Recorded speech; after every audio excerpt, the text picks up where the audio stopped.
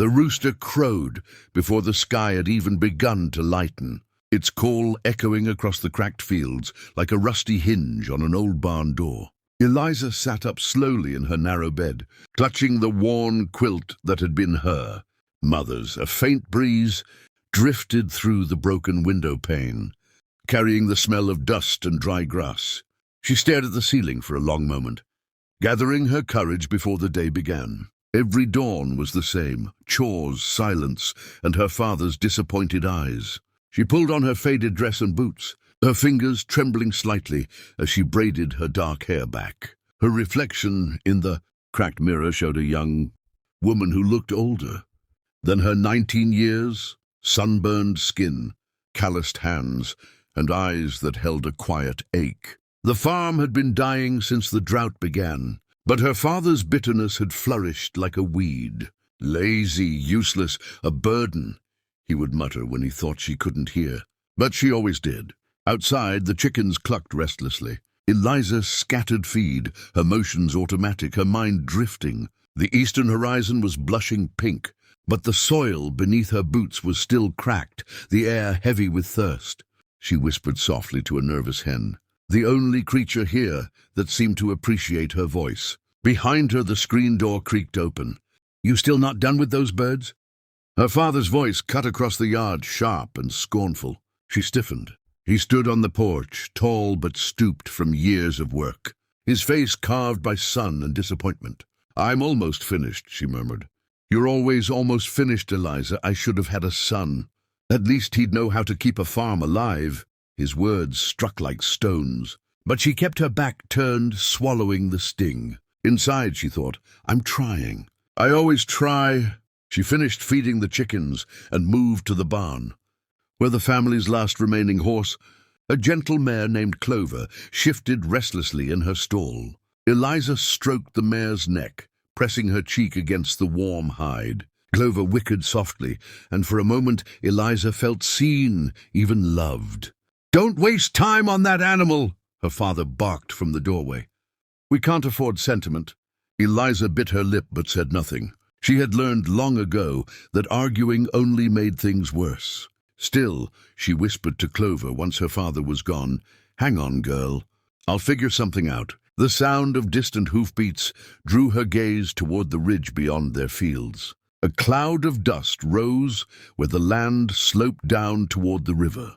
Through the haze she glimpsed riders, a small herd being driven, sleek horses moving with power and grace. At their head rode a man she'd never seen before, tall in the saddle, his posture easy yet commanding. Even from a distance, she could see how he handled the horses, not with whips or shouts, but with subtle signals, a kind of silent language. He guided the herd along the ridge, and for a moment, the rising sun lit him from behind, turning him into a silhouette of a legend. Eliza felt something shift inside her, curiosity maybe, or longing. She couldn't look away. Later, as she hauled a bucket of water from the well, she heard hooves again, this time closer. The man from the ridge was riding alone now, approaching their yard at a slow, respectful pace. He removed his hat as he neared, revealing hair the color of wheat and eyes a startling blue-gray, like a sky before rain. "Morning," he said softly. "Name's Caleb Hart. I'm moving a herd downriver for the Bar H Ranch.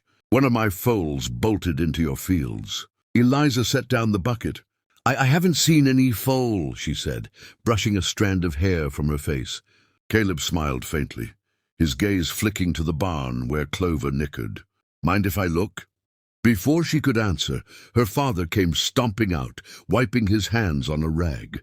"We don't want no trouble here," he snapped. "Ain't seen no foal. Move along." Caleb dismounted slowly, calm as a creek. "I'm sure you haven't.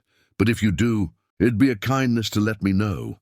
His voice was low, polite, but carried an undercurrent of strength. Eliza's father grunted. "We're busy." "Girl, get back to work." Eliza's cheeks flushed. She ducked her head and picked up the bucket again. As she did, a soft whinny came from behind the barn, a small chestnut foal peeking out nervously, its coat glistening with sweat. Caleb's eyes met hers. He didn't speak, but she read the silent plea there. Without thinking, Eliza set down the bucket and approached the foal. Moving slow, her hands open. The foal trembled but didn't bolt. She murmured softly words of reassurance, the same tone she used with Clover. Inch by inch she drew near until she could stroke its neck. The animal calmed under her touch, leaning into her as though it had found an anchor. Caleb watched, something flickering across his face, surprise, then admiration. "Easy now," Eliza whispered, slipping a rope gently over the foal's neck. "You're safe." Caleb stepped forward. "You've got a gift," he said quietly. Eliza blushed. "I just like animals." Her father snorted. "She spends too much time on them, that's what. Girl can't even keep the house right." Caleb's gaze shifted to the older man, and for a heartbeat, something hard sparked in his eyes. Then he looked back at Eliza, his voice even softer. "If she's a burden to you—" He paused, lowering his hat. "Then she belongs with me forever." The yard went still. Even the chickens stopped clucking. Eliza stared at him, heart hammering. Had she heard him right?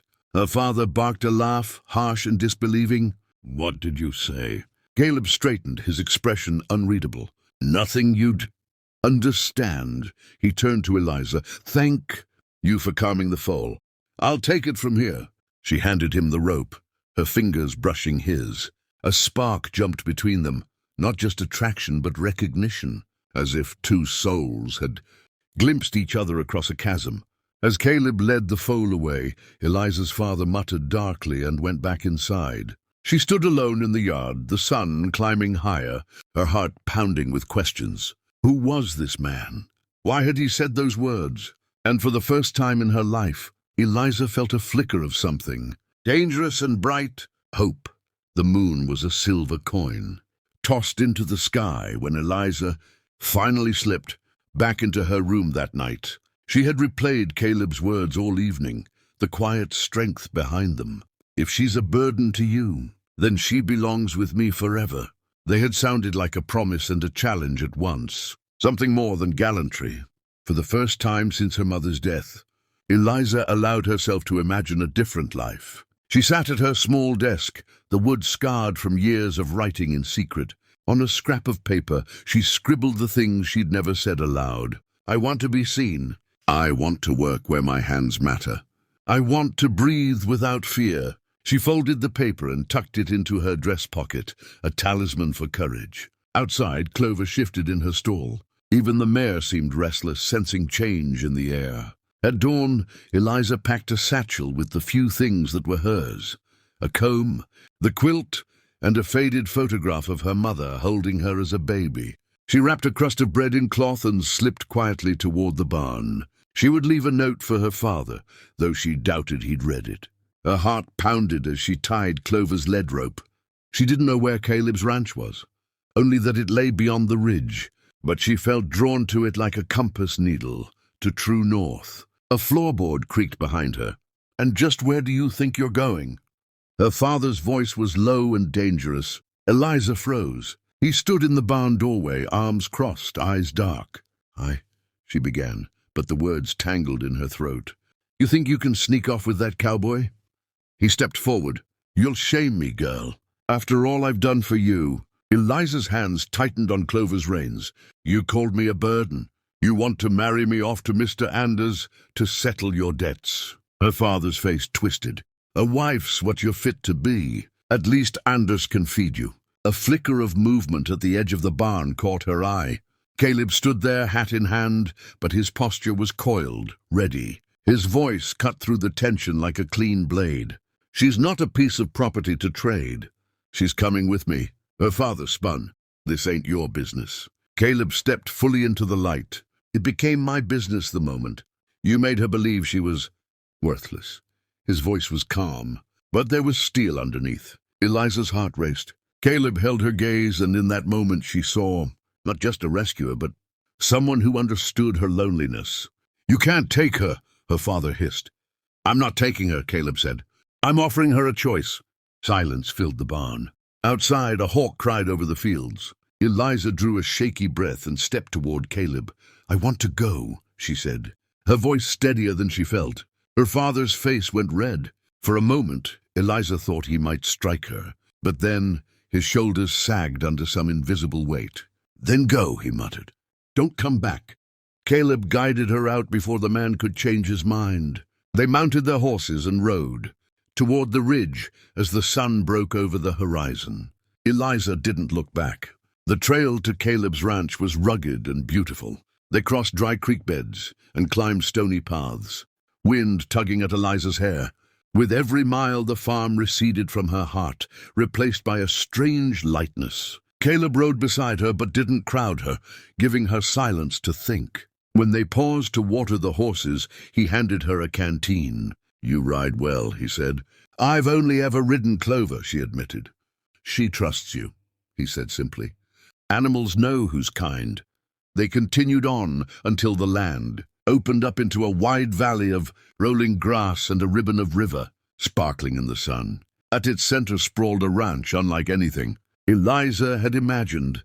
Sturdy barns painted deep red, corrals full of sleek horses, and pastures alive with movement. It felt less like a business and more like a sanctuary.